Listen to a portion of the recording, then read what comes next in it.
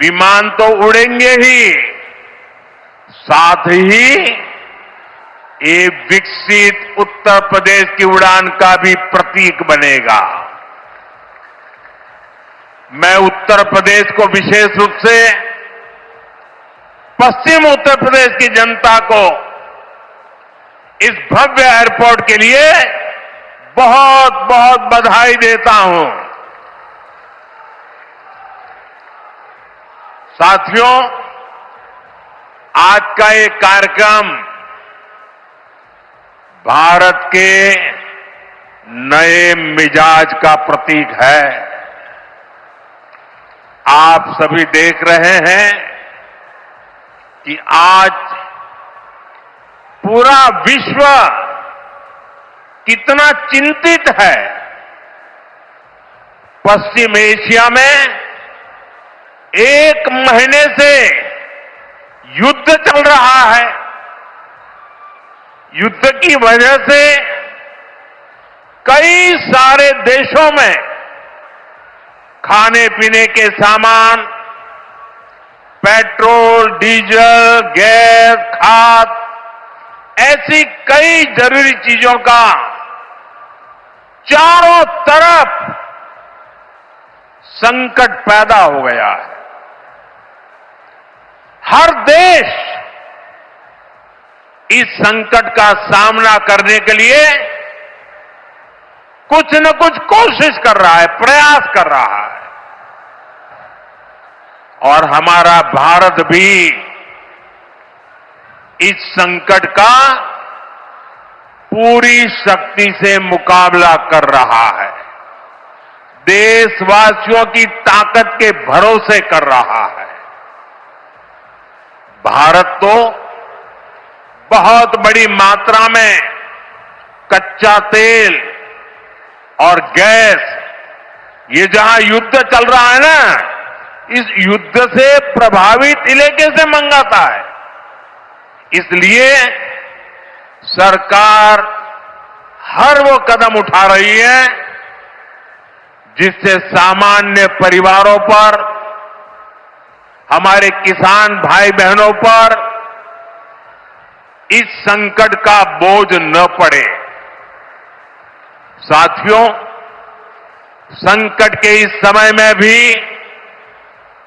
भारत ने अपने तेज विकास को निरंतर जारी रखा है। मैं सिर्फ पश्चिमी उत्तर प्रदेश की ही बात करूं तो पिछले कुछ सप्ताह में ही ये चौथा बड़ा प्रोजेक्ट है जिसका शिलान्यास या लोकार्पण हुआ है। इन कुछ ही सप्ताह में, इस दौरान नोएडा में बहुत बड़ी सेमी कंडक्टर फैक्ट्री का शिलान्यास हुआ। इसी कालखंड में देश की पहली दिल्ली मेरठ नमो भारत ट्रेन ने गति पकड़ी। इसी कालखंड में मेरठ मेट्रो का विस्तार किया गया और इतने कम समय में आज नोएडा इंटरनेशनल एयरपोर्ट का आप सबके हाथों से उद्घाटन भी हो गया। साथियों, ये सारे प्रोजेक्ट्स यूपी के विकास के लिए डबल इंजन सरकार के प्रयासों का शानदार उदाहरण है। सेमीकंडक्टर फैक्ट्री भारत को टेक्नोलॉजी में आत्मनिर्भर बना रही है। मेरठ मेट्रो और नमो भारत रेल तेज और स्मार्ट कनेक्टिविटी दे रही है और ये हमारा जेवर एयरपोर्ट पूरे उत्तर भारत को दुनिया से जोड़ रहा है। और आपने अभी वीडियो में देखा, ये ऐसा एयरपोर्ट बन रहा है, हर 2 मिनट में एक जहाज उड़ेगा, हर 2 मिनट में एक जहाज उड़ेगा। पहले सपा वालों ने नोएडा को अपनी लूट का एटीएम बना लिया था, लेकिन आज भाजपा सरकार में वही नोएडा यूपी के विकास का सशक्त इंजन बन रहा है।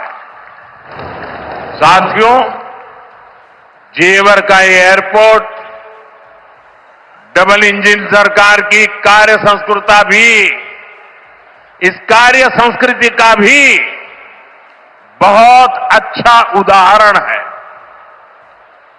अब आप सोचिए, इस एयरपोर्ट को अटल बिहारी वाजपेयी जी की सरकार ने 2003 में ही फाइल में मंजूरी दे दी थी। 2003 में आप में से बहुत होंगे जिसका जन्म नहीं हुआ होगा, बहुत वो लोग होंगे जो उस समय 25-30 साल के, 35 साल के हुए होंगे और आज रिटायर्ड की हो गए। लेकिन एयरपोर्ट नहीं बना। लेकिन केंद्र में कांग्रेस और यहां की पहले की सरकारों ने सालों तक इस एयरपोर्ट की नींव तक नहीं पड़ने दी। 2004 से 2014 तक ये एयरपोर्ट फाइलों में ही दबा रहा। जब हमारी सरकार बनी तो यूपी में सपा की सरकार थी। शुरू के 2-3 सालों में सपा वालों ने इस पर काम नहीं होने दिया, लेकिन जैसे ही यहां भाजपा एनडीए की सरकार बनी, दिल्ली में भाजपा एनडीए की सरकार बनी, तो जेवर एयरपोर्ट की नींव भी पड़ी, निर्माण भी हुआ और अब ये शुरू भी हो गया है। साथियों, एयरपोर्ट के अलावा ये क्षेत्र देश के 2 बड़े फ्रेट कॉरिडोर का भी हब बन रहा है। ये फ्रेट कॉरिडोर मालगाड़ियों के लिए बिछाई गई स्पेशल पटरियां हैं। इससे उत्तर भारत की बंगाल और गुजरात के समंदर से कनेक्टिविटी बेहतर हो गई है और दादरी वो स्थान है जहां ये दोनों कॉरिडोर आपस में मिलते हैं। यानी यहां किसान जो उगाते हैं, यहां उद्योग जो कुछ बनाते हैं, वो जमीन से, हवाई मार्ग से दुनिया के कोने कोने तक तेजी से जा पाएगा। ऐसी मल्टी मॉडल कनेक्टिविटी के कारण यूपी दुनिया भर के निवेशकों के लिए बहुत बड़ा आकर्षण बन रहा है। साथियों, जिस नोएडा को पहले अंधविश्वास के कारण अपने हाल पर छोड़ दिया गया था, कुर्सी जाने के डर से पहले के सत्ताधारी यहां आने से डरते थे। मुझे याद है यहां की सपा सरकार थी और मैंने नोएडा आने का कार्यक्रम बनाया तो मुख्यमंत्री इतने डरे हुए थे कि वो उस कार्यक्रम में नहीं आए और मुझे भी डराने की लोगों ने कोशिश की कि नोएडा मत जाओ मोदी जी, अभी अभी प्रधानमंत्री बने हो। मैंने कहा इस धरती का आशीर्वाद लेने जा रहा हूं जो मुझे लंबे अरसे तक सेवा करने का मौका देगा।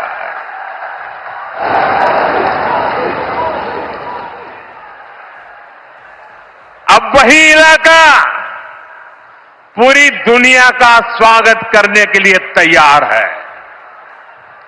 ये पूरा क्षेत्र आत्मनिर्भर भारत के संकल्प को सशक्त कर रहा है। साथियों, इस क्षेत्र की अर्थव्यवस्था में खेती किसानी का बहुत महत्व है।